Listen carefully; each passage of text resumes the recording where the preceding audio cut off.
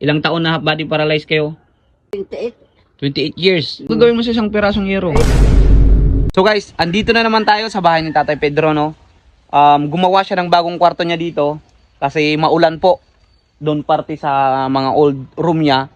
Silipin natin yung bahay ni Tatay Pedro. Guys, by the way, kung sino po yung nakakaluwang, kung sino po yung gustong magpaabot para kay Tatay Pedro, i-contact nyo po ako guys. Para maayos naman natin kunti yung bahay niya. Kasi tignan nyo po, itutur ko kayo guys dito sa bahay niya. Para makita nyo po, gusto kong paayos ito pero wala po akong kayang gawin ngayon.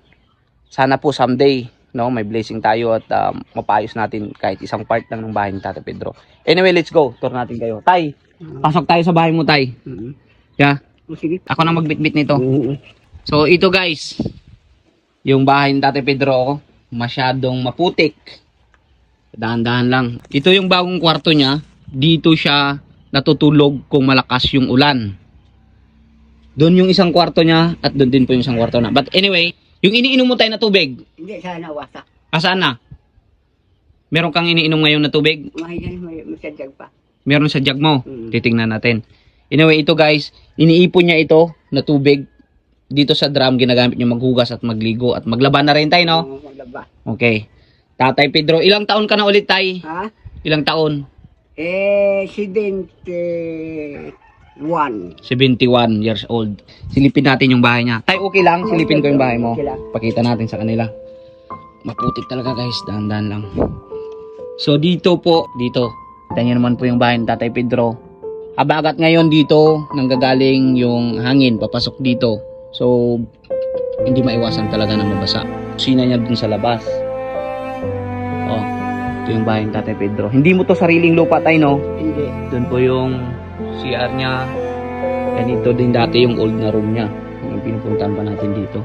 So tignan nyo guys yung flooring niya. Ano talaga, madulas dito. At half body paralyzed po si Tatay Pedro. Matagal na po guys. Ilang taon na half body paralyzed kayo? 28 years. Itong solar na binigay ko tayo gumagana pa. Wala rin po siyang kuryente. Wala po siyang tubig na linya. So solar lang ginagamit niya. So ito yung bagong gawa niya ng room. No? Tay, gusto mo rin maayos yung bahay mo? Di ba? Mag-request ka dito para may mabili tayo ng materyales. Anong request mo?